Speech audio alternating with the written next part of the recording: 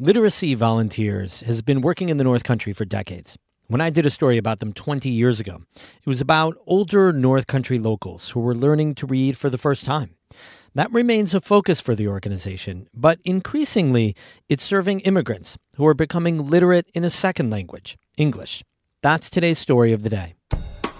Support for Story of the Day comes from Claxton Hepburn Medical Center, dedicated to providing patient care and regional services to the people of St. Lawrence County. claxtonhepburn.org. Hey, I'm David Sommerstein. It's Thursday, December 7th. First up, Olympic silver medalist Chris Mazdzer has announced he's retiring from luge after he competes in one more luge World Cup on his hometown track in Lake Placid this weekend. Mazdzer told WAMC he's retiring because he wants to be able to spend more time with his family. The straw that broke the camel's back was seeing my son just disappointed with me on FaceTime that I wasn't home. And especially with baby number 2 coming along the way, the focus is going to be on family. Mazdzer is 35. He grew up in Peru and Saranac Lake, and he first fell in love with luge in Lake Placid. In Pyeongchang, South Korea in 2018, Mazdzer became the first American to win an Olympic medal in singles luge. In his career, he's also won 24 World Cup medals. He's one of the only lugers in the world to medal in both singles and doubles World Cup competition. Mazdzer says he looks forward to closing out his career in the place where he got started. What better way to do it than going out on your home race? This is where I grew up. This is where I started luge at 8 years old. And almost 30 years later, this is where I'm going to say goodbye to the sport. And I think that's a really rare thing to be able to do. In a press release, USA Luge CEO Jim Leahy said Mazdrzer's commitment to the sport has been unwavering, and his success raised awareness about the sport across the country. The Ogdensburg International Airport will begin its renovation project next week.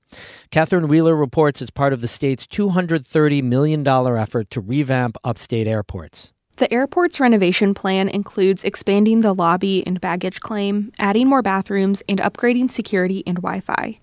Ogdensburg Bridge and Port Authority Executive Director Steve Lawrence says the goals for the updates are twofold.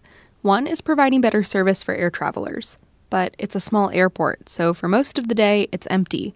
So Lawrence says they've come up with a new idea on how to use the space. It reimagines a small airport terminal as a bright, welcoming facility that can serve both the airport and the larger regional community. Lawrence says the design revolves around an enhanced airport terminal, what he calls the Great Room. When it's time for flights, it's a regular airport terminal with a ticket desk, security, baggage claim, the works. And then there's space for gatherings. The public side of that is when the airport's not in use, we could do things such as weddings or seminars or conference and totally separate and partition off the Great Room from the airport operations. So you could still take in flights, but yet you could have something going on in the Great Room that would serve a public need. Lawrence says the project is estimated to cost more than $21 million. It's received $18 million in state funding, along with some FAA improvement money. Lawrence says the first phase of construction starts next week. They'll be moving some things around and reconfiguring utilities. That should be complete by spring, and they'll move on to a second construction phase in the early summer. He says the construction shouldn't affect travelers right now. Catherine Wheeler, North Country Public Radio.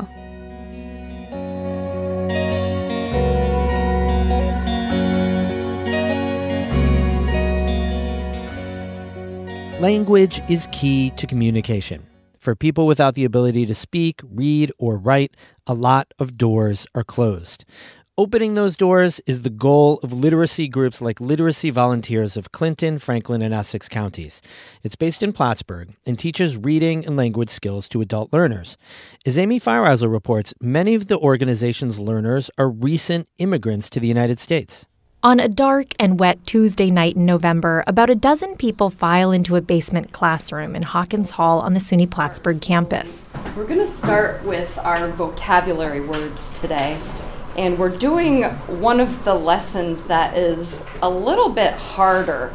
That's Helen Mitchell. She's teaching an intermediate English class here tonight for English as a second language learners. All the vocabulary has to do with tonight's topic, burnout. The next word is prioritize.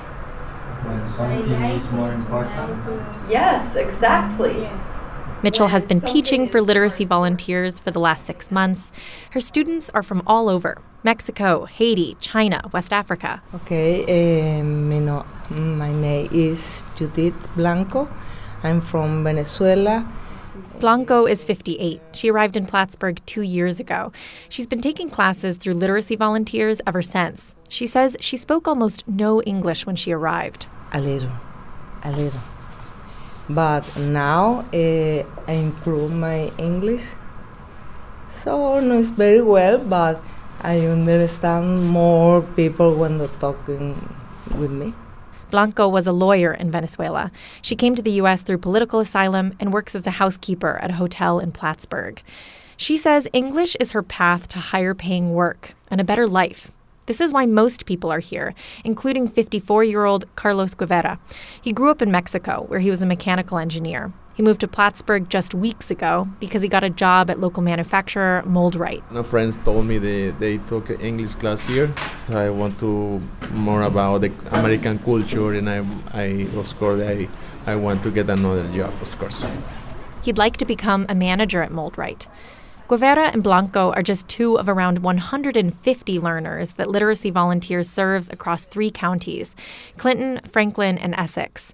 They tutor adults who want to improve their literacy, like folks looking to pass their GED test or recent immigrants to the region. 74-year-old Jocelyn Erkenbeck is program manager at Literacy Volunteers. She says in addition to teaching language skills, for many of their ESL learners, they're a safe place in a literally foreign country. We end up being mom, auntie, grandma. Erkenbeck is Canadian and says that her own immigrant status helps her connect with their many ESL learners. They're frightened when they come to us. A lot of them are professionals in their native country. And so our goal is to teach them English so that eventually they can take up the mantle. This organization has grown enormously over the last few years. In 2020, 2 groups merged to become Literacy Volunteers for Clinton, Franklin, and Essex counties. They recruited more tutors and built stronger relationships with other support organizations like the Office of New Americans, CV Tech, St. Joe's Outreach Center. They often work as de facto caseworkers. They help people apply for their driver's license, find lawyers. Because many times some of the learners come to us when they are at their lowest. That's Karen Despidibus, Literacy Volunteers Executive Director. She says literacy isn't just about books. It's about unlocking potential.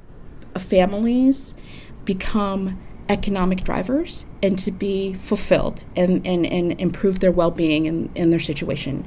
She says their number of learners has grown a lot in the last few years, from 15 in 2019 to 150 in 2023.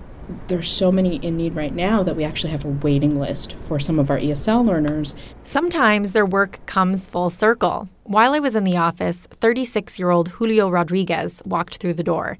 He came in to volunteer as a peer tutor. He used to be a student.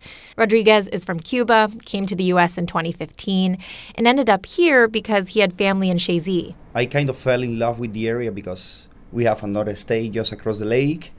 We have another country like 45 minutes away, so. He took classes through Literacy Volunteers for about a year and a half. When I got here, I was with 0 English at all. Rodriguez says the classes gave him a solid base. And then I get into the real world and start, learning out of Literacy Volunteers walls and start working. His first job was as a packer at the Pactive factory. Then he became a machine operator, and then he was promoted to supervisor. I start from the bottom and work all the way up. And then I move on to a government job.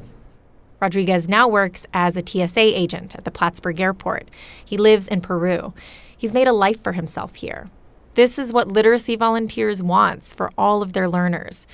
Rodriguez says he still has a ways to go. As you can see, my English is still a little bit rough, but he helped me a lot. And now he wants to help others. Literacy Volunteers is actively looking for tutors in Clinton, Franklin, and Essex counties. Amy Feiereisel, North Country Public Radio in Plattsburgh. We have more news all the time on our website, ncpr.org. Music today by the Wickmore Jazz Trio of Plattsburgh and Mark Corey of Watertown. I'm David Summerstein, North Country Public Radio.